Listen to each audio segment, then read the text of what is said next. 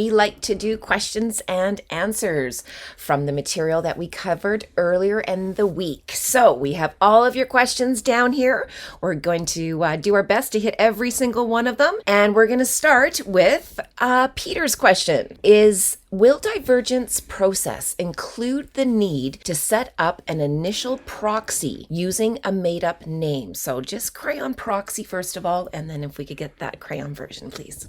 Okay, so the proxy quick definition is, that's like another entity that just appears out of nowhere. This thing's just created for a strict purpose of doing something. So this proxy could be a number of things. It could be another person. It could be a corporation. It could be a trust.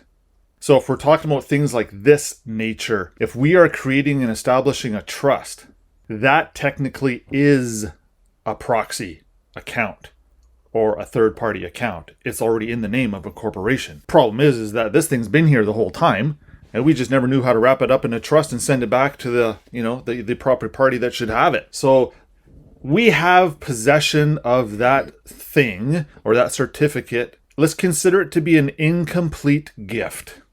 It's capable of doing some stuff, but it's not capable of doing everything it's capable of doing. So it's literally that thing showed up in half of what it could be. So this proxy, this thing that was created not by you, therefore is it attached to you? Well, only in our minds. And if it's already not attached to us, then it's already a proxy. We've had the proxy account the whole time. We just all chose to use it incorrectly. Okay, so for a little further simplification, the proxy is like a ghost. This ghost shows up wanting to do something for you. And you actually just give the ghost instructions. And you say, here, take this property and go do something with it because it doesn't belong to me. And the ghost says, okay, yeah, I'll do that for you. And then you actually never see that property again. What's the property we're talking about? Well, that's the legal interest. That's the liability. That's the debt side of everything we're talking about. We're actually going to use the little ghost guy, this little proxy. He actually didn't exist until right when you needed him. So this is the game piece on the Monopoly game? Yeah, technically. Okay. Yeah. And so what Peter's asking is, do we have to name or rename that character? We actually do rename that character when we drop it into a trust. And we assign a trust number to it. We identify it as trust res. It literally transforms into something new. So when people are adding on things such as yourself, Servant King of the North, are these titles then for the equity version of you? Or is that the character's name in the game? No, yeah, that would be my man's title. And then the person's name actually stays the same. It's styled exactly the same, but now it just has a new number attached to it in the background, which the public never really sees. They might see that in a land titles type environment if someone knew the exact specific numbers of files and records of your particular private stuff and went down to land titles and say, hey, pull me up the file on this number and this number and this number. Right? If you had that information, which nobody would really get their hands on, that's why you're going to keep all this stuff relatively private. But point being, someone could go to the public registry and see a name and then another number attached to it. And then that would be all they see. They don't even really see that it's wrapped up in a trust. It gets very protected very quick. So yeah, the name thing, it is important. Do we have to rename that birth certificate? Well, again, when it gets put into an envelope and it gets conveyed or delivered, it has taken on a whole new identity, which you've already assigned to it. You've given it new duties, new obligations. It's like you sent that thing on a little mission for you. Okay, so again, this instrument is still in the all caps name. Yep. Does that change? No, the instrument identifier basically stays the same. You don't have to restyle it. You just show up as the man or woman in the proper styling of your name and then break that by having the all caps styling of your name right away when you're talking about, okay, I as the man or woman show up and I intend to convey an interest in this particular piece of property, which has this name and this registration number attached to it. And for the purposes of, whatever you want to call it, I'm going to direct this thing's energy to you over there as the recipient, now the duly appointed trustee under a trust. Please read the following to further elaborate, and then boom, then you stick in your bit of a trust expression. So it's okay to acknowledge the all caps name then? Oh yeah. When you suggest right at the beginning of your affidavit that you're coming in your dual capacity, Again, remember, because that person is deemed to have been stuck to us, and because we have conducted all this commercial activity our whole lives with that thing stuck to us, we can't all of a sudden say, oh, I don't want it stuck to me no more. No. So let's just roll into this affidavit saying, yes, okay, I agree. This thing, this person is stuck to me. I made a mistake, but this purpose of this affidavit is to remove that mistake. So now I'm going to exit or finish this affidavit, not with the person, the way I was when I walked into it. Okay, so this leads me to my next question then, because at the same time, you've also said not to really bring that kind of information up in a public court. So should you make suggestions to do it privately first of all, and then come and present that? Because again, if you're showing the all caps name and it's two separate characters or individuals, that's going to pose a problem. Yeah, like the legal system won't see what you're trying to do to create a trust. They'll just ignore it like they're not seeing it. We've actually seen judges turn paperwork over. Now they're looking at the blank side of a document. And now they're saying, no, I see nothing. Well, clearly I just saw you turn the piece of paper over. Like, what's going on here? So again, how do we get our trust stuff into the judge before your court date? This is why we need to generate and move forward with our own motion, our own petition, our own counterclaim or cross-claim. Your Honor, respecting the claim over there, where I'm publicly being sued for something, I'm bringing my own court case over here that says, yeah, but I'm not in possession of that little person no more. I've assigned it to a new debtor, and I've made it better. So if there's a debt out there in the legal world, tell that creditor to go chase that guy. That's what the trust is set up to do. That's the proxy. Now you're at arm's length of that name that you used to have in your back pocket, but you don't really anymore. Or you still do, but now we're just using it in trust, which is a completely different method of conducting our business every day. Now, it's where it benefits you now instead of the bankers. And it benefits us because we actually gave it back to them. So they can still use it. Oh, they're definitely going to use it. They're still going to make money. Oh, huge. Okay, so our next question again is from Peter. He wants to know if it's possible to get the list that we put together with all of the 20 items for the entire process that we have. Is that possible to make happen for him? Okay, so you're talking about like the A to Z 1, 2, 3s of what we're doing here? Yes. Yeah, okay. I don't even know if that's really fully been developed yet. But we can probably do it sometime here in the right near quick future. It's just a matter of establishing, okay, what's the first step? What do I have to do first, right? That's what we're all after. Well, and we're taking you through the steps as well, Peter, so you can just document those very nicely and post them for everybody. Thank you very much. Okay, we're going to take your next question as well, which is if I'm in front of a judge and I ask the question you just laid out, how would I proceed? So if the judge asks that, can I simply just say, I need full accounting back to the beginning. Nunc pro tunc. Nunc pro tunc. Okay, so yeah, in terms of, you can literally be standing in the court for any purpose as the defendant. And you can literally go into a little state of unconsciousness, pretend. You close your eyes for a moment. You have a little sleep. I don't know, take a minute or 3. The judge might find this entertaining, actually. And then when you wake up, and when you come out of your meditation, have an incredibly large smile on your face, and the judge is going to notice your happiness and say, why are you so happy? You're looking at a 5-year sentence here, my son. And you can say, you know what, Your Honor? You know what I just realized? I realized I need to make application for immediate leave of court so I can bring my own claim, expressing my own equitable defenses and entitlements, because I just realized what's going on here. And I can't discuss it any further, Your Honor, because it's going to involve trusts. And as a matter of fact, you can't even take cognizance of that word. So I'm going to take my leave for granted. Because I'm in the wrong court. I'm in the wrong court. Your Honor, I'm going to excuse you for half an hour. And Crown, you can go sit down. And when we reconvene, it'll be under my jurisdiction, my application, as the cross-claimant, as the counter-claimant. And now that I'm coming as plaintiff, I got all the balls. And here's what we're going to do. Now we're going to play by the maxims. And now you're going to hear my equitable expressions through a trust, and I'm going to assign and appoint new trustees duly, right? Because I walked into that other court dual capacity. Now I'm checking my person at the door, Your Honor. I'm not bringing that person in with me. I'm sticking it to this lawyer out here before I cross over, before I go behind the curtain, before I go to the equity side. I'm going to come over there clean, Your Honor. So I'll see you on the other side of the curtain. As a matter of fact, I had a loved one friend, buddy of mine. He actually said that to a judge right after one of his hearings. The judge says, blah, blah, blah, blah, blah, blah, blah. And then my buddy says, okay, Your Honor, so I'll see you behind the curtain in 15 minutes. And the judge is like, I don't care what you do. And that was his response. And my buddy there was like, wow, that was strange. Like a super strange energy. Same judge, same guy. When my buddy walked into court to start all this stuff, the judge says, well, what is it that you're seeking?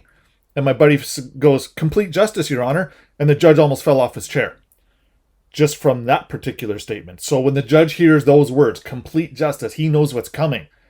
But he also knows, hey, Your Honor, here's the other reason why I need leave for court. We have a confusion of titles, Your Honor. There's a mess over here. We need some priority established. We need a decree. We need something declared by you, establishing who's got priority and why, and who's in possession and who's got the interest, who's in control. We got to do a little recount here, Your Honor. And while we're recounting, let's do the accounting. So again, I'm just winging this off the top of my head. When you have enough wisdom and understanding of what's really going on here, all your fear starts to go away because you can literally ad-lib any of this shit at any time for any situation. But again, isn't it weird how until you hear it for the first time, it eluded you? But now that you hear it, you're like, oh, fuck yeah, that makes sense. That's easy.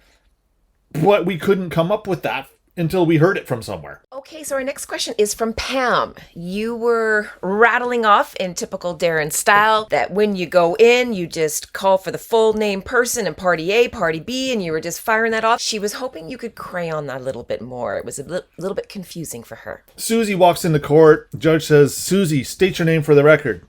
Right there.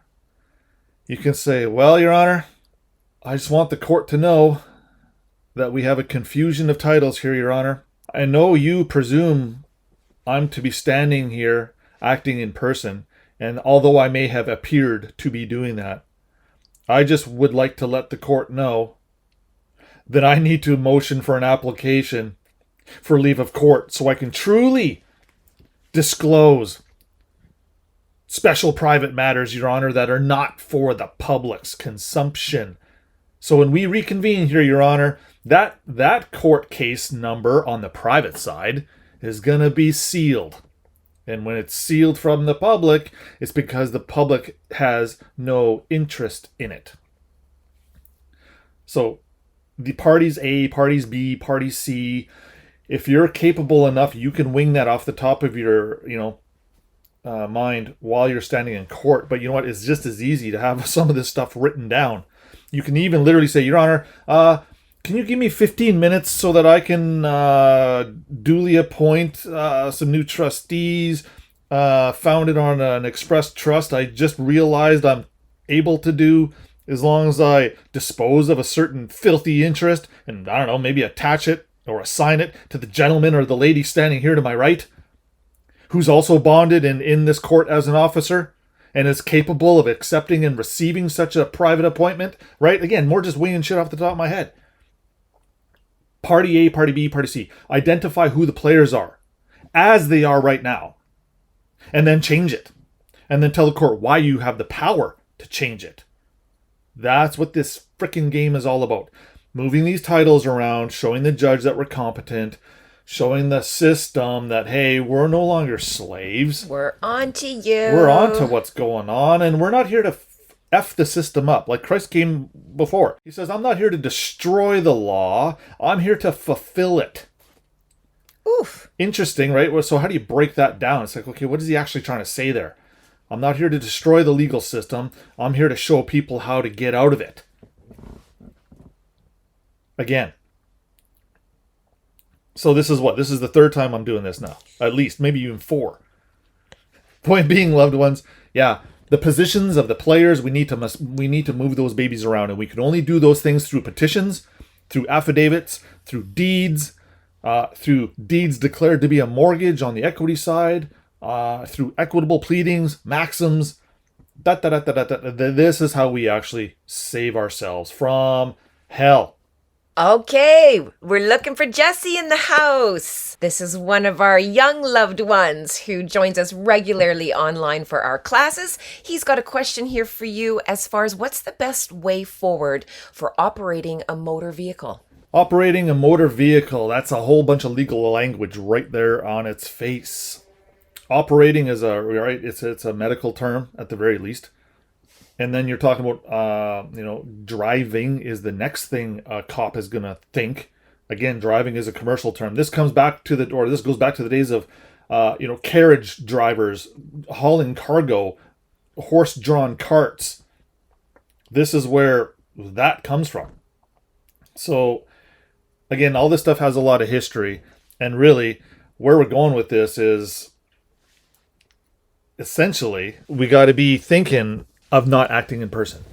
Again, I've done this to the federal authorities here in the country I'm in, where when I was asked for license and registration and I said, nope, don't have any of that.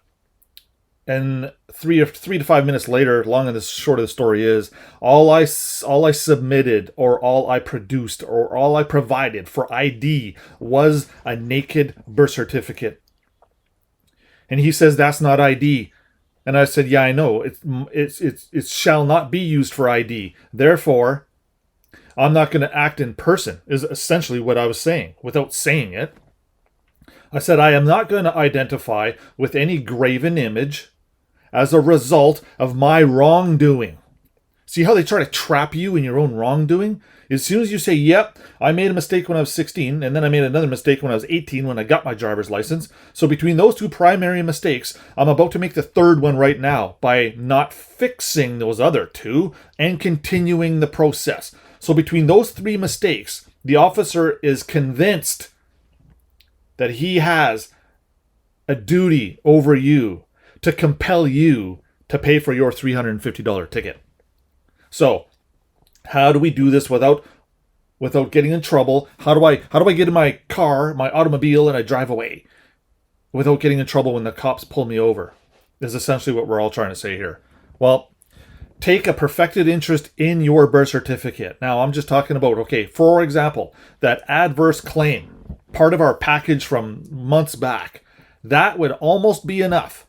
You send that and your driver's license to the registrar at motor vehicles. Tell them that you have a conflict with the rules at law.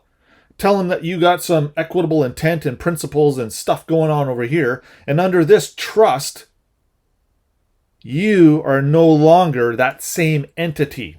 Be clear, loved ones. Once you do that, you're giving up your identification. You're in the process then. So now, again, so now you have to have a statement that can show to the officer. Here's an affidavit. Officer, look, 4 days ago, I put into the registered mail system my driver's license with another affidavit and with a birth certificate and a coin. Now, officer, this is going to get into some pretty private stuff, and I'm really not at liberty to go into it any deeper than this with you. So if you like, I'm not going to disclose any farther particulars with you. And if you wish to still issue a ticket, having first-hand knowledge that there may be a trust over here, and know by that trust that you are bound. So if you still wish or choose to continue with issuing a ticket on your beliefs and presumptions, you may be open to collateral attack. What does that mean? Well, that means because I've attached valuable consideration to my collateral. What's the collateral? It's the birth certificate. So now my collateral is more valuable than your collateral, officer. So in the game of poker, who wins? I got more chips. Okay, we have another question from Ben. He's saying his son is being asked for a tax file number. So what should he do then? Anytime that we're sent notices or we're sent requirements to pay or we're sent demands to do this and that and the other, remember, these are all demands being made against the person.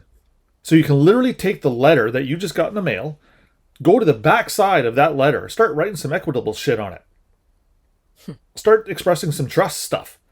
Start taking information from the other side or the first face side of that letter and say, okay, yeah, I see over here you quoted account number, 003417. Reiterate that number on the backside. Describe that now as trust property. put your proper trust identifier number to it. Maybe attach a couple other little blurbs suggesting, hey, I'm disposing of a particular security interest attached to the certificate that you're now in possession of.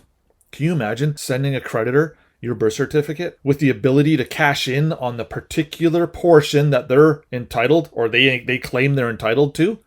So as long as you convey or move that person around properly, does it not kind of sound and feel like that is a form of currency? That is a form of money? So what am I suggesting here? Can you actually use that birth certificate to set off a debt in equity? Yeah, if you describe the ticket you just got as a deed absolute declared to be a mortgage in equity, go ahead and write that right on the ticket you just got. On the face of it, in red, diagonally, put your little private property number on there, your little trust identifier, your registered mail number, right? Remember, take that number, burn it into your mind, because now you can verbally stick it to anything. You could literally get pulled over for a traffic infraction right now and say, well, your officer, I'm not really recognizing any of your claims. And just because you're going to register your claim, that does not mean it's valid. And if it's not valid, it may be void. And if it may be void, then it's voidable. And if I have the power to void anything you say, consider that done. Therefore, moving forward, and by the way, here's more evidence of my priority. Now again, loved ones, this is where I'm going to be a little bit contradictive. Several months ago, I was suggesting, just do this without a notary stamp. Get 2 or 3 witnesses to do it. You know what? Get the notary stamp on it as well. And then if you want to get 2 or 3 witnesses on top of that, go ahead.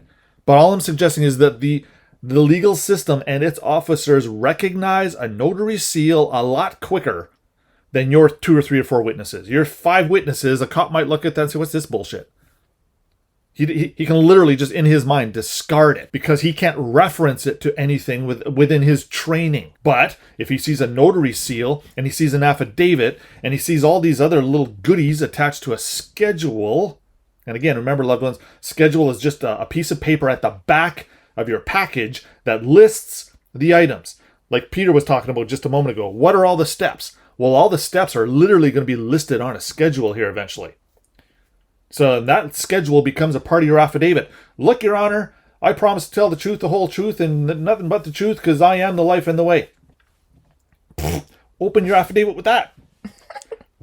And now go on to list what it is you're going to do. Your Honor, step 1, this date I did this. This date I did that. And then I filed this, and then I sent that. And on this date, I got this back in the mail. List out as point blank, but yet you still get the fruit or the meat of what it is you're doing. Get that described. We're always describing things. We're always having to come up with these little identifiers, and I'm even forgetting what the question was at this point. That means we move on. Okay. We now have a question around duly.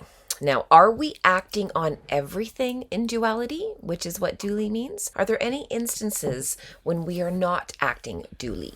Here's how I'd do it if I was me. I'm duly acting right now to deal with a problem. And now I'm going to go to another gear, and now I'm going to get rid of one of my dualities. Once the duality is gone and sent to another receiver or someone else who's standing by to receive my gift, literally consider this a gift.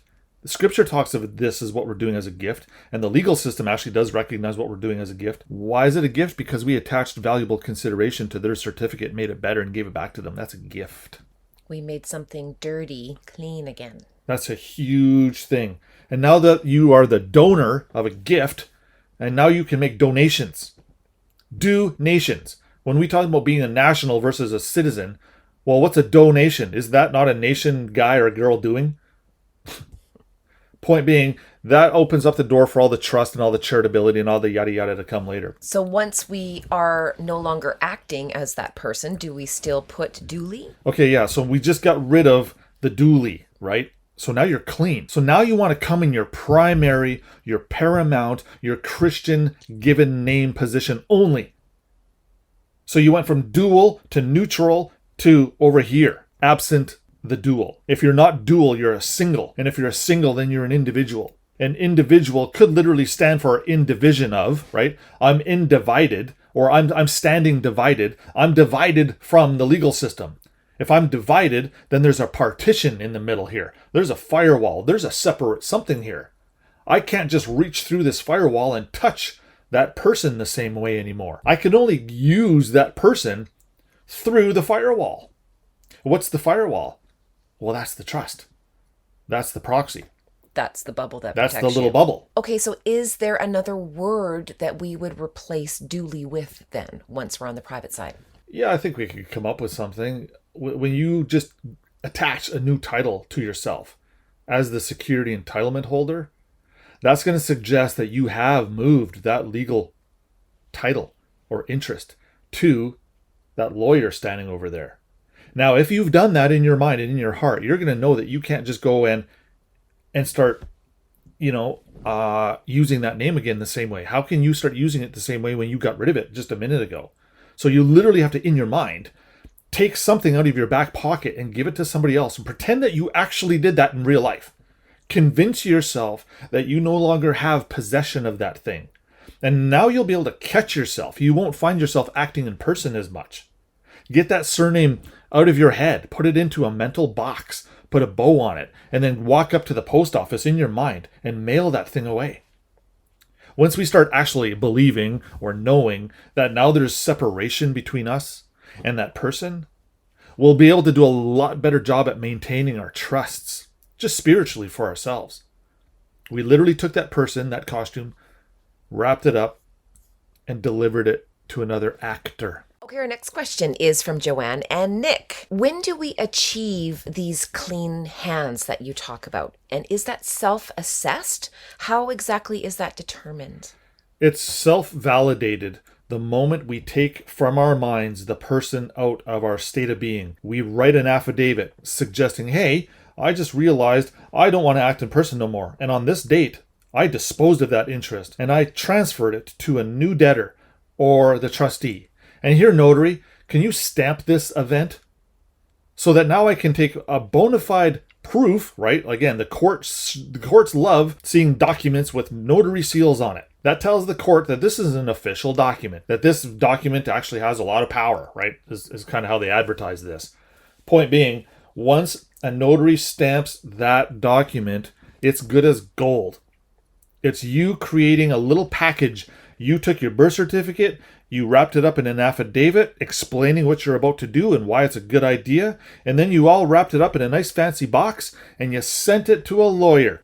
That is a trust expression. When you express trusts, you're getting yourself some very clean hands. As soon as that thing's in the mail and gone, boom, you can instantly have clean hands as of that moment, and you can prove it to a judge because you have a date with almost right to the minute when you can say you're clean. So it's the moment you surrender your persons then. And this is actually a reason why, loved ones, we have documented all of this process.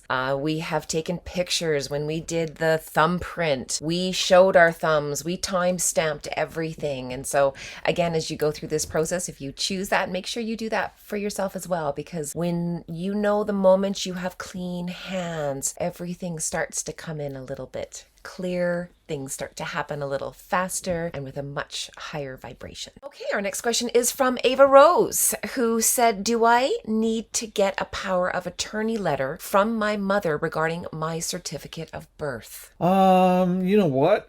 That is an option that many have gone down through over the course of us pursuing all this stuff. You could almost literally believe or presume or move forward with this in your mind. That power of attorney is kind of implied. It may not be written anywhere, but it's built in already. That's why it showed up in your name. That's why it's in your possession. That's why you're able to do things with it. You already have a power of attorney. You actually have a exercisable power of attorney right already. So do you really need one from mom to say that you got something you got? If you want to, sure. Overkill? Overkill. Is it going to hurt anything we're trying to do? I'm going to say no. That actually just brings me on to another question here is what happens if a child not of legal age wants to go through this process and their parents don't want them to? Do they have that ability? Oh, that's a good question. Let me think on that one for a second. You know what? If the minor can prove he's of sound mind and he's acting in his dual capacity, to express an equitable interest and intent based on a petition, usually that's not going to fly because the guardian and ward relationship already exists. However, if you were somehow able to get your hands on your birth certificate and do all this entire process without mom and dad knowing, could you pull this off? Yes. Because in a court of equity, it's going to be judging your intent. The judges look at the evidence trail. They look at material evidence. What's material? Well, your birth certificate's material. Your intent is material. And what you did with it, that thing is pretty material. Material, actually, what they're talking about is what's real. What did you really do? Is acting in person material evidence? That's a good question. You might want to ask a judge that one. Because if it's not material to the case, if you just appeared and you're not material, we're talking about ghosts, Your Honor. So where are we at with all this? Because I'm a little bit confused. Okay, our next couple questions come in from Pam King. Do you think there will come a time when we can no longer have or obtain our claim? Yeah, I would actually say those days are looming. That would be Satan completely taken over. That's what a lot of these communist countries and socialist borderline communist countries are doing. The removal of our private property rights is actually removing our ability to get them. We don't have them. Otherwise, they wouldn't even be able to try to take it away.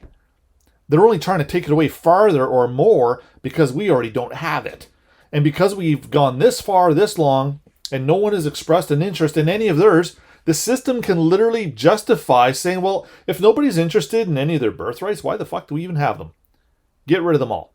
And literally, that's the case going on right now. Like I said, over all the time I've spent doing this stuff, I legitimately know of 2 or 3 individuals that have done this. One guy goes down to Vegas and blows it all in gambling and cocaine. The other one was a mother of a mid-sized family out in Ontario who took her stuff and cashed in, and now the government's buying her houses and cars and things of this nature. And then there's one more student of a friend of ours, that guy down in the States, who actually happened to be in British Columbia when he pulled it off. He did something with a credit card debt. He reversed it. He got a big cash payout from that. Then he figured out how to do it to his birth certificate. And this guy checked out within a couple of weeks after that. No one ever heard from him again. So to further that one, yeah, I think the day is coming when we're not going to be able to express our equitable claims to relief and remedy on the private side at all. Again, with the entire socialist agenda globally going on right now, that was their primary move, was to strip us of that right, which is why it's important that we do it now before it's too late, and at least we have a fighting chance. Interesting, right? A fighting chance when you come in peace. Nice twist.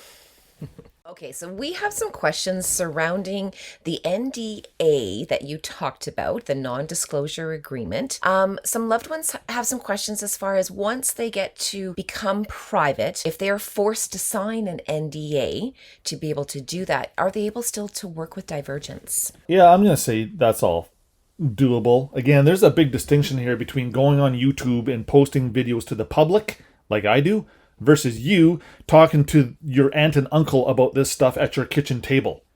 That would be a private, closed setting environment, whereas me talking about it on YouTube is not so much. Yeah, everything I talk about is private, and although I've deemed everything coming out of my mouth is my private trust property, I'm still using a platform that says it has certain rights to the things I'm saying right now too. So again, that would be for a judge to decide. However, really, what we're trying to do here again is get this thing to a position where we're able to, and this is why the NDA, they're going to want to keep everything protected in private. They go to great lengths to make sure this is all kept secret from the public. So for us now to take all of this stuff and start making a public spectacle out of it, we ruffle feathers a little bit. So again, if this was most people out there, I'm going to think all of them, would you give up your life's work? Would you say, no, I don't want, or I'm going to put my birthright on hold because I don't want to sign that ND or that non-disclosure agreement? I definitely don't recommend that most people do that. I recommend that everybody goes and does it. Really, it's only going to take one of us to stay behind and keep teaching this stuff. The whole world's going to evolve and change through your actions. I'll reap those benefits somewhere down the road. I'm not interested in those at this point. So really, the NDA, can they work with us? Yeah, of course. Again, under certain stipulations. If you require that I never mention your name, that I never mention certain things on my public displays here, then all that has to be set up in the background so that we stay sensitive to what it is we're trying to do here, again, by staying private. And again, loved ones, if you are one who is in such a situation where you are being asked to sign an NDA to become private, it's because you are of a certain vibration. You are a trusted loved one. You have our blessing. And so the powers that be know that you are going to hold that with great admiration and protect it. And that's exactly what Divergence does. We have the ability, and we tried to bring everybody through. And that got shut down real quick and for very good reason. And we are protecting the garden as we speak. We are making sure that everyone that's going through is who needs to be in the garden. So if you're supposed to be in the garden, as far as I'm concerned, absolutely you're going to be working with us. We're going to need you. Okay, our next question comes in from Christina S. Does the divergence process use or need to make up a proxy? So here's that proxy word again. Does she have to do that here in the States through a UCC1 to deal with the securities intermediaries? I'm going to say, to streamline this process and make it simple, I'm going to suggest yes, we do that. Again, I've had lots of equity scholar guys say, yeah, we don't want to be using any of their commercial codes and statutes and legislation and this, that, and the other. Yeah, I know. At the end of the day, when we're all finished, we're not going to be doing and using them. But you know what? We're all deemed to be acting in person right now. So why don't we just roll with that for just a little bit? All you got to do is get your foot in the door, and then flip the table once your foot's in the door. But flipping the table from out in the hallway is a little bit tougher to do. So all I'm suggesting here is there is a lot of trust stuff in the UCC code. There is a lot of security stuff. Actually, that's the entire purpose of the Uniform Commercial Code. It is to govern or kind of oversee or make it all the same for everybody. So what is the UCC? It's literally a mechanism, a code, where you can establish priority, you can transfer interests, you can have trusts recognized, you can do all this equitable stuff. So I'm suggesting that, you know what, some of us should be doing this path or this method. It is similar to what I'm doing up here in Canada, right? I am using some of the codes and statutes, but only as they apply to the trustees after I can prove I've transferred the interest to them. That's the important part here, loved ones. If you don't transfer that thing, the judge can literally sit there and think, well, if you haven't transferred it, I can presume that you still have it. You're still in possession. You're still in possession. And if you still have it, then, boom, you can still be the liable party. So, Christina, use the UCCs a little bit. Use them smart. Always keep those equity eyes sharp, again, because that stuff is a little bit tricky. Be very concise, very specific with what we're doing. Now, as you all are looking at the affidavit that I punched out for everybody last night, this is probably a part of the lead up to that. Can we use some of the UCC stuff and codes in place of where you have or I have my particular legislation in the affidavit? And I'm going to say yes. Because again, remember, at the end of that affidavit, you've taken that person and you've fixed it or you've stuck it. Stuck it? New word for the vocab. Yeah, you've stuck it to another party. So I do like the UCC. Again, it's not purely equitable interests, but that's okay because we're not entitled to purely equitable interests yet anyway. So consider the UCC as the neutral position. You're going to use a little bit of legislation to display your equitable intent and behavior, and the judges will recognize that shit instantly. We have a question from Pam who says, when you were talking about that older lady who came into the court, she was unable to pay her mortgage. She was too old, too poor. When the judge tore up her mortgage, did she not go in as a volunteer?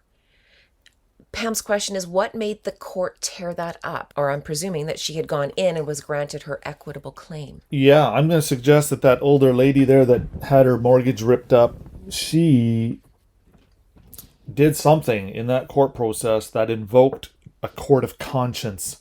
A court of conscience is a court of equity. There is no conscience in the legal world. How could there be when everything done in the legal world is unconscionable? See, this is why we needed the two systems.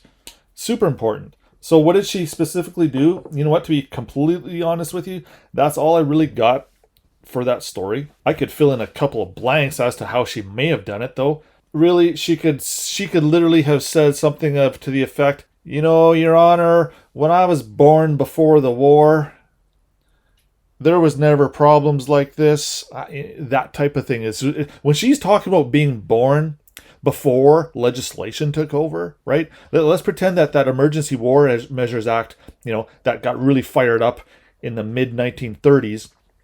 If she could prove to the judge that she was born before that, which is why she's an old lady now, unable to pay her mortgage, he can actually see enough equities in the words coming out of her mouth to defeat the presumption that she's acting in person.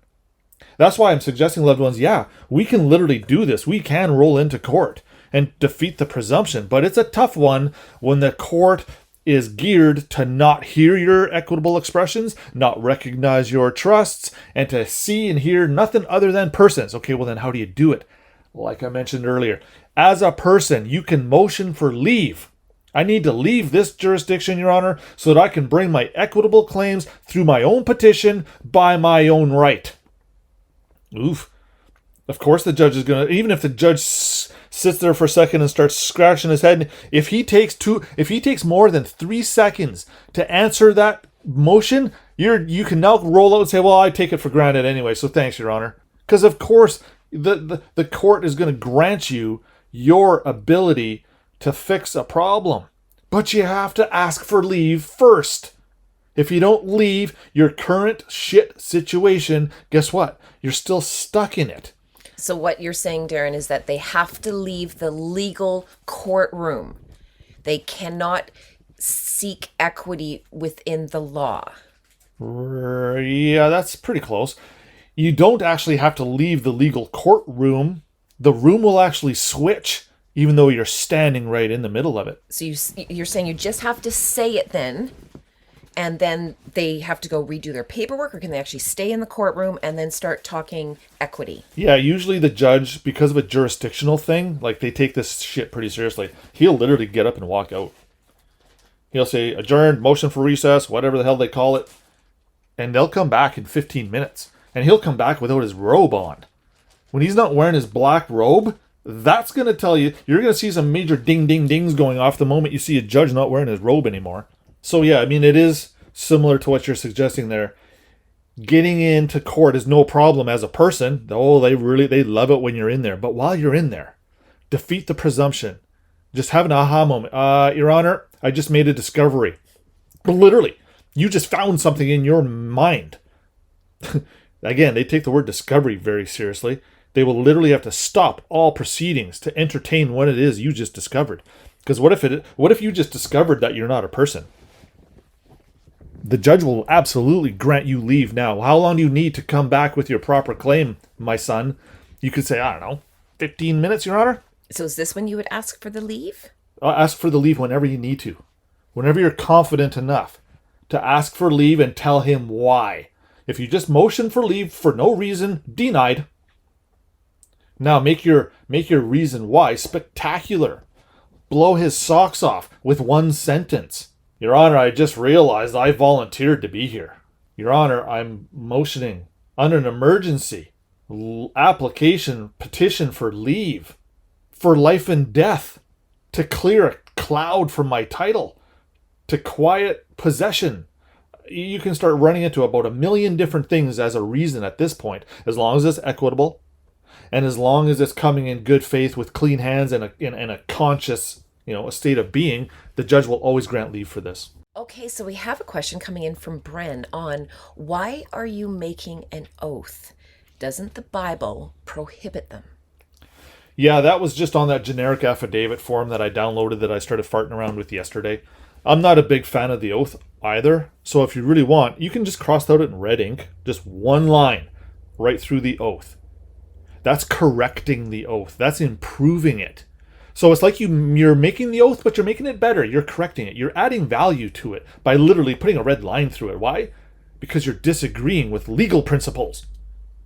If you agree under an oath, well, that's actually an admission that you're still in the legal system, which is telling the judges something. When the judges see you cross out the word oath and replace it with, I promise, Your Honor, whether you want to wrap that up with under penalty of perjury, under penalty of death, maybe put in brackets, if any. This is why I love putting in the documents, loved ones, as you're going to see here. When I'm talking about the grantor and when we're expressing trusts, in the event of the death of the grantor, which is us, and I put if any. Because I think once we do all this stuff, we actually get our certificate of title to eternal life. I actually think that becomes reality. So very good question, Bren. And again, this is why we said this is a working document. So we were very impressed with your good equity eyes. Okay, so we have a question again coming from Peter and Christina. How and whom would the appointee or the attorney be? Aha. Love this one. We showing up in our dual capacity gives us the alienability, which means I'm showing up as a foreigner, right? And as a foreigner, you have rights too. And if you know what some of those rights are, you can now start to express this stuff. And all it takes is a private appointment of a new trustee. How does that happen? We have a subject personal estate that's now being turned into a personal trust. And now we require a personal representative. Because you're acting dually, you're using your equitable half and your legal half at the same time. So this is where I'm suggesting, loved ones, we can actually use a little bit of legislation here. We can use a little bit of codes and statute here because we're actually in the neutral position already. We're saying, hey, as I'm taking off this costume, I'm making it better and I'm gifting it to you. That process is what gives us the clean hands, puts us in the neutral position. Although we used a little bit of codes and statutes to get there, hey, I'm okay with that. Because here's why. When you come ripping into the system with purely equitable claims in a purely public courtroom, most times it's going to fail. This is why we call there's the concurrent equity jurisdiction. This is kind of the gray area between hardcore legal, if you want to call that black, and hardcore equity, call that white. Well, what's that little space in between the two where there's a little bit of both? That's the concurrent jurisdiction. That's the neutral position that we can use to say, yeah, well, Your Honor, under code UCC number 123, I have no restraint on alienability, Your Honor. What did that mean? That means you have full rights and the ability to not act in person, is what you just said there. Hey, because I came dually, I can actually get rid of one of them, right? I came as two. Father, Creator in heaven, doesn't like... Father in heaven didn't create two. He created one. We went out and got that other thing and attached it to us that made us two. Now we're divided. If you're two, you're not with the one. See, okay, well, you don't even need to get into that one. What was the rest of that question? How and whom would the appointee or attorney be? All right. Anytime you get a letter from a lawyer respecting anything or commercial activity that was being done in your birth certificate name, that lawyer or attorney or whatever the case may be is expressing an interest in property that might be trusted. And as such, that lawyer does not know that he's about to step on a porcupine. What happens when that porcupine gets set off? Oh my God, now we got porcupine guts everywhere. See? They don't want to be stuck with cleaning up that mess. That's a breach of trust. So this is why the private appointment. Now, again, that wording that I used in that affidavit, that is bang on. That's legit. That's the exact wording that they're looking for in their codes and statutes. So give it to them so that as soon as they see it, they can make a decision, because their decision comes from the authority of those acts and statutes and codes and all that other shit. Trust me, we've gone up to the public counter. I've started talking equity, and again, the clerk looks at me like I got a horn grower on my forehead. Way harder to do it like that. Use a little bit of their language, because again, we were already stuck in that world. So go ahead, use a little bit of the good stuff to get cleaned up and get out. Okay, so a question here from Pamela. Can you please crayon the explanation of what title to use when we sign or autograph our name on documents? And when is it appropriate to use that title? In one of our videos, we were talking about protected purchaser. She's trying to make sure that she autographs with the trust role she's trying to play. Yeah, that one is one of the best options to exercise at this point. The bona fide purchaser for value without notice is one of the most protected titles you can use. Why? Because it tells the legal world that you parted or you no longer have something of value. And if you've pledged value into a certain circumstance or a certain trust agreement or a certain contract or some kind of an agreement over there, somebody now owes you something. But what is it that they owe you? Well, this is where they owe us back our birthright, for starters. Well, they can't really pay us that. How do you take your birthright and actually equate it to gold or dollar bills? That's a tough one. Although they can do it, believe it or not. But point is, it's better to say, hey, you know what? I'm not interested in the principal amount, which is almost infinity. But you know what, Your Honor? I'll take and use the interest on that principal. This kind of completely flips the whole usury thing. This is because they are now paying interest to you, but you spin that back in a trust. Everything is trust now. We don't care about the principal amount. Let them keep the $400 bazillion. Just give us the interest on it. And by giving us the interest, the only interest we really need is let us use everything. I want to go jump into that car right now and use it for a month without paying for it. Why? Because my birthright says I can do that. God says I have dominion over everything. And I have control over everything. When I finally overcometh Satan and he's at my feet, the world is mine. So this moves us very nicely into Bill Light's question regarding trusts and deeds, because they seem to be coming up a lot, he said. So I have seen where it is said when you create a trust. So he's saying this would be after you have clean hands. Then would you put your family in, your home, your pet, your driver's license? He goes, I'm also assuming you would put in your investments, such as pensions and RRSPs, as in debt notes. He wants to know. What I'm wondering is, what is the benefit of the trust then? The incredible thing here we always need to keep in mind, loved ones, is that these trusts are set up for the benefit of the public as well. That's why they're in the public interest. That's why, again, when the national debt of a country starts to go down, that actually helps the country. Pretty soon that country won't be in debt. Pretty soon that country is going to be a lot more valuable in terms of a commodity globally. So this is why if we're doing everything in the public interest and we're not doing anything to disturb the public, again, even though we're shining light on their dead situation, we're actually not disturbing them. They're already disturbed. So, by getting the clean hands, by getting RRSPs, by getting all these things that your name has been attached to over the course of your whole life, again, you could probably have copies of your grade 3 report card brought out from the archives if you really wanted to.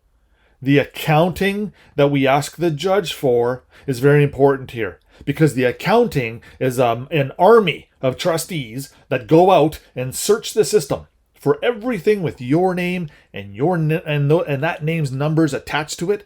Anything that you have touched over the course of your whole life, someone has to go and actually find it all. They literally call this marshalling, segregating, and sequestering accounts. This is why there's so many of these chartered accountants and fancy number guys who really know how to spin a calculator quickly. These guys go out and do a forensic audit of your life, and they come back with reports and spreadsheets and charts and this, that, and all kinds of crazy shit. And this is what the judge is looking at. This is how they actually determine what our life estate or what our inheritance is actually worth. They actually can have, and they do use formulas to figure out these numbers. Again, I have that one story of that one colleague of ours who had some students, had a man and woman combo, wife combo, go through this process, and they were awarded, as far as I was told, was 50 with a B, 50 billion each. Now, again, I don't like talking with the numbers because that always excites people for the wrong reasons, because they are still missing the whole point of what we're trying to do here. But at the end of the day, when you have access to everything, when you are everything, and when you can touch everything, what do you need? Why does a check for $1,000 matter to you? Why would you be protecting your debt notes within the system? So I think what Darren's trying to say is that we wouldn't be needing to bring over any of the monopoly money. Yeah, the RRSPs, I mean, all those investments, again, just remember, I mean, I know those feel valuable right now. I know those feel like they're our little world right now, but you know what, loved ones? It's not. Because at the end of the day, you win both ways. Here's why. Because yes, you're going to deposit all those accounts as special trust property. Now all the conversions are going to start happening in the background. Now your magical deposit that you gave to a lawyer in trust to deliver to Treasury eventually, probably with the assistance of a court process, your intent was just to sit back now as the beneficiary and enjoy the interest on your investment. Okay, so a question here for a little bit more clarification around this whole NDA. So Carol says, if I get what you're saying on the call, Darren, you're going to let Jody go through door number 2 and you stay back and help other people, which she said is mega unconditional love. She goes, thank you. Her question, though, is in the situation of a family or a couple that get through, can the rest of the family still do some of the steps until they are ready? Yes, absolutely. It's foundational. The entire system of justice knows, recognizes, and believes that a mother and father, a mom and dad, their first operation or the first thing they do is protect their offspring. Protecting little ones is number one. They know that. And then we start worrying about houses, cars, boats, helicopters, and all the other stuff. So the system is completely geared up to protect children. Actually, Equity loves that. It's right there on standby to do it.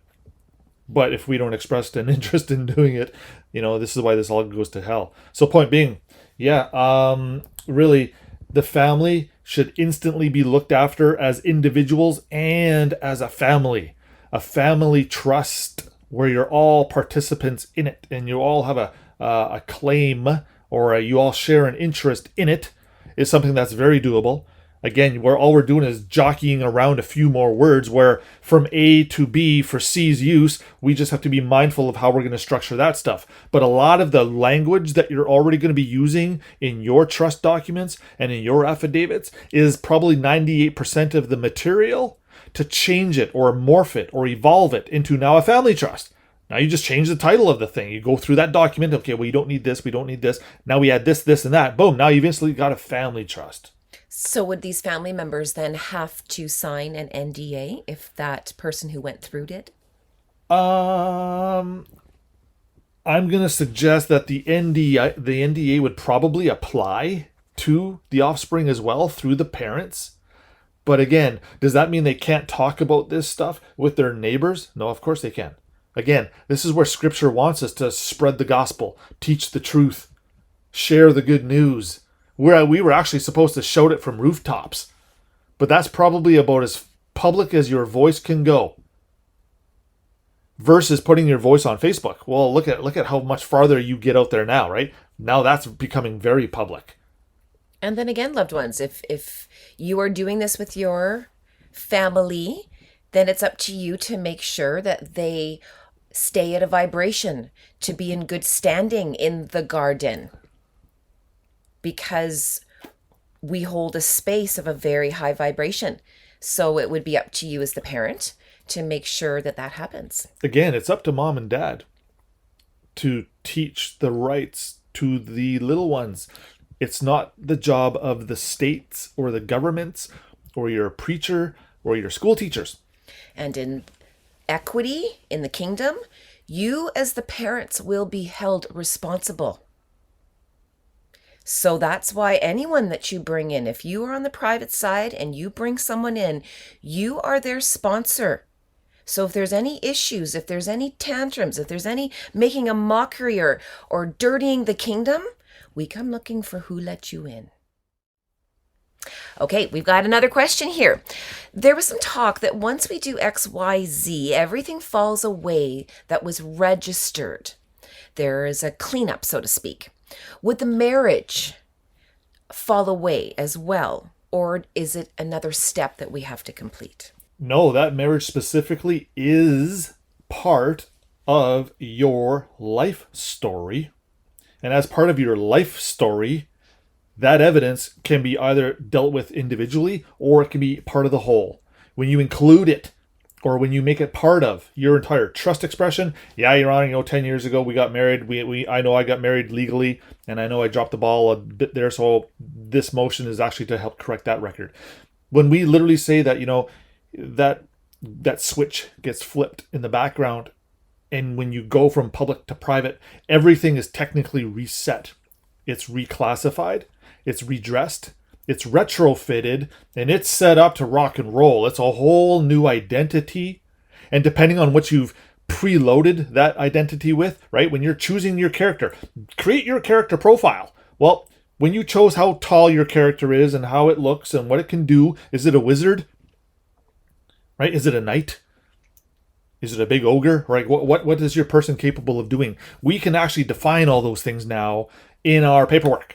That's the beauty of getting our dominion back. We actually get full control over everything, including persons. Okay, so we have some loved ones who want to have a bit of a better description of what it's going to be like on the other side, behind door number 2. So we have loved ones that are, Carol saying that I've been taking these classes every day. She's feeling more and more powerful. She's waking up, though, with a lot of questions as far as how will I live in the public? Even though you're private, we still have to be able to live in this world. She says, so how will I communicate with people that will honor my requests? She says, I don't want to disappear. She's like, it's very empowering, but at the same time, she feels a little bit afraid. So can we give some more clarity for that, please?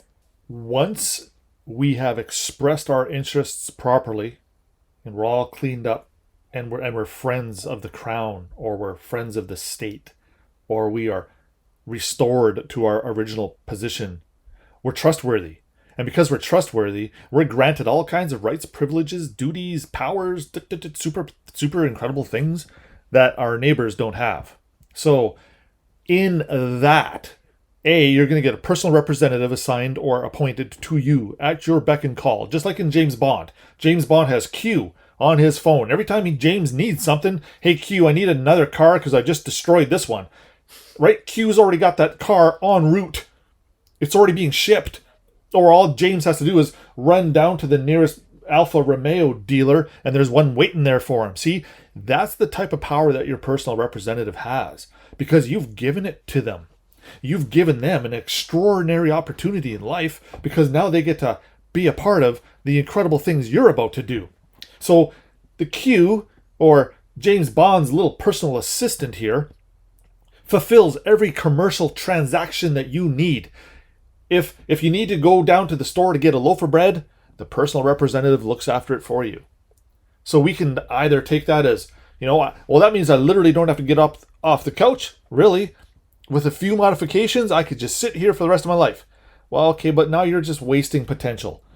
This gift is being given to us so that we go out and we change the world with it. And they know, based on everything we're talking about here, with things like our divergence think tank and some of the big dreams and aspirations that a lot of us have and a lot of us share. Once we start tapping into these direct lines with Treasury, and again, Treasury is where did we lay up our treasure? Did you lay it up here on earth as the legal system would like you to do? Or did we think of something bigger and something better? No, I particularly laid my treasure somewhere else. And it was through this life of discovery that now we understand how we can use a little bit of legislation, we can express a few interests, now we can get a personal representative appointed, and in that personal representative appointment, they might assign a security detail to you, where you might actually have a black Suburban parked, just down the street.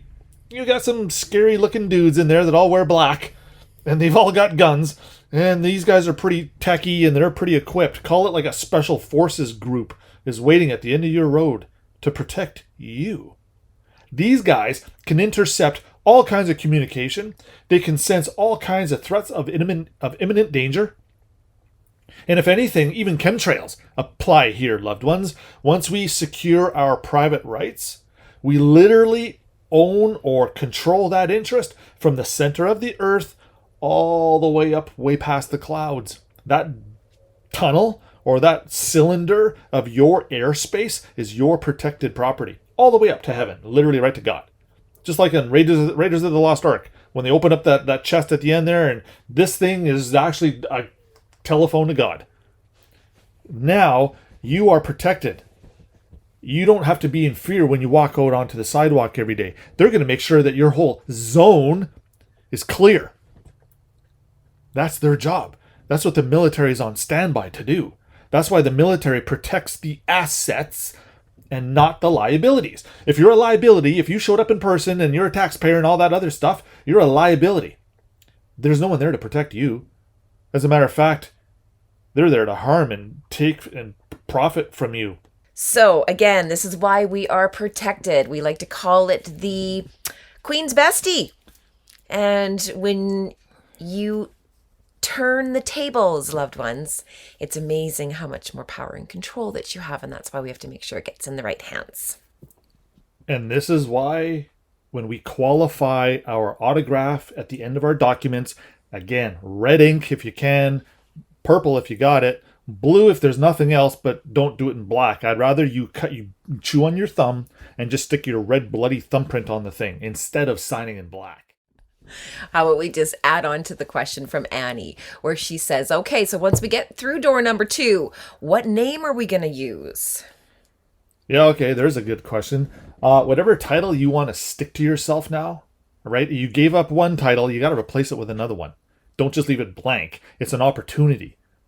Now, I know we're not supposed to regard ourselves with flattering titles and things of that idolatrous world, but you know what? When you title yourself Carol, Servant Queen of the North, Servant King of the North, that's you labeling yourself with the loftiest Christian title you can, but you're still servant, or you're still subservient, or you're still respecting all the proper commandments and maxims and things of this nature.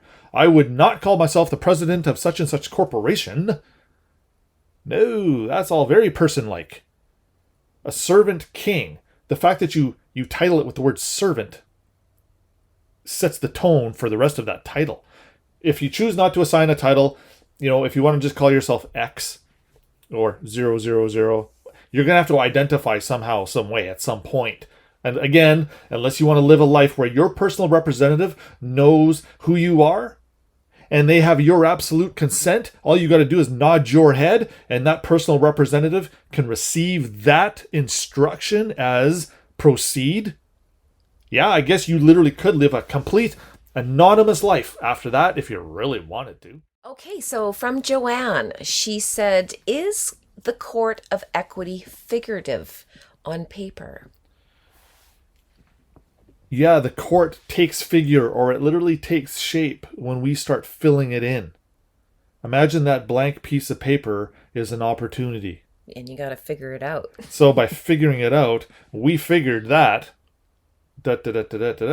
So here you can, really, we always had this option, which is why it's justified our punishments are so severe, because all we had to do was express a little bit of this stuff, and we could have got ourselves out of a very shitty situation. And yet, none of us, up until very recently, have ever chosen to try to leave Egypt. Everybody wants to stay in Egypt for some reason. And then again, our creator's looking at that going, well, I guess there's no hope for that civilization. And they literally close the book on us. That petri dish gets thrown in the garbage. So this court of equity, is it in the same physical location as all other courts? And does it apply to all of them? Yes. Your paperwork defines the game you're about to play when you go to the courthouse. Imagine the courthouse is like where you go to play tennis and badminton. Go walk into your racquetball club. When you walk into that building, you see how you got courts? You got 25 of them in this building. This building's huge. You got people playing tennis over there. You got people playing badminton over there. And you got some people playing ping pong over. Point is, you got all kinds of jurisdictions and all kinds of special referees to look after all kinds of different games going on. But the point is, the equity court is still in that building, yes. So she's asking now, what makes it become equity? What's the turning point? When you walk into that racket club and you bring in paperwork that defines your membership privileges, when you walked into this courthouse, they sent you to a special room with a special judge for special reasons by special appointment. Okay, so our next question. You mentioned that we can do anything we want to persons once we get through door number 2. So one of our loved ones is saying, okay, these talking heads that are in controlling the population right now, are they acting in person? We can see where she's trying to go with this one. I'm going to say no, they're not acting in person. That's why they have the control that they do. They've accessed equity. They're using equity, but for bad purposes. That's what makes the house dirty. That's why this is such a shame. That's why this is such a sham. And that's why this all has to get cleaned up and fixed. Because this filthy. This is embarrassing. And when they come down to judge us, I want us all to be in a lot better position than we're in. Because of your failures and your lack of interest in stuff is actually going to affect me. So that's why I'm doing what I'm doing, to protect my bubble. And fortunately, my bubble happens to include the whole planet. So that's why this equity house, God's kingdom, it's got to be cleaned out. And then we have guardians in place to make sure that nothing else of filth gets in. Very important. And again, this is why the judges and being friends with the judges and being in a positive frame of being versus acting in person, committing sin, deception, and all the other shit. No wonder we couldn't get into chambers, right? That's the clean, that's the static room. You're not allowed in there until you are discharged of all your filth. Well, we discharge our filth by expressing this trust. We're literally charging someone else with the filth. Here, we're sticking it on you now. Okay, so we have a question coming in from one of our queens, Ravina. She says, when you put yourself as beneficiary, who is the beneficiary? The heir? The first name? How are we supposed to style our name? Okay, how do we style our name when it comes to being the beneficiary position, respecting a trust that we set up as the settlor, where we originally came as the grantee to do it all? So there's 3 different hats, there's 3 different capacities, there's 3 different positions we need to worry about here. So again, remember, don't jump to beneficiary right away unless you can prove that grantee and grantor have been here and passed. Once their jobs are done, now we can start playing with beneficiary. So what they're actually looking for, okay, is who's the specified beneficiary? A specified beneficiary can literally mean anyone. It can literally be any person. You can actually name a corporation as being a beneficiary of your life's work. Yeah, you can if you want. So there's no limit on how we style a beneficiary. If it's to your offspring or your young son and daughter, you know, if you have birth certificates for those 2, you can express a trust and encapsulate or capture their birth certificates. Their little birth certificates now become part of Mama Bear's birth certificate because Mama Bear's birth certificate is in a special trust. That's part of mom and dad's jobs and duties, or that was what they were supposed to do for us. But again, the trickery of the lawyers here puts us in a position and them in a position where nobody knows how to do any of this stuff. So again, we're talking about, at the end of the day, being the beneficiary, set up the trust that trust name is going to be the all caps name. Start with that, because that proxy, as we were mentioning earlier with Peter and Christina, that proxy is already sitting there. We don't need to use it to go create another one. All we have to do is gain control of this one. Gaining control of this one is what puts us into a whole different spectrum, puts us in a whole different position. The beneficiary, your name, styled, especially by, let's say, uppercase, then all the lowercase stuff. Yes, that's going to be an extra layer of insulation so that the public system can't see that. The registrars and the clerks know when they start seeing things spelled properly or styled properly that it's not for the public. They know the difference between the two. But we're not allowed to use it until we get our hands clean here first. Again, we've gone over that a whole bunch. But yeah, Ravina, the beneficiary can be styled in virtually any manner for any purpose, as long as you can clearly explain it. Okay, loved ones, there you go. That's jam-packed, an hour and 20 minutes of straight question and answers. We know you had some questions from last night's class as well. We will be sure to compile those and get those out to you as soon as possible. Thanks so much, loved ones. We'll see you next time. Bye-bye now.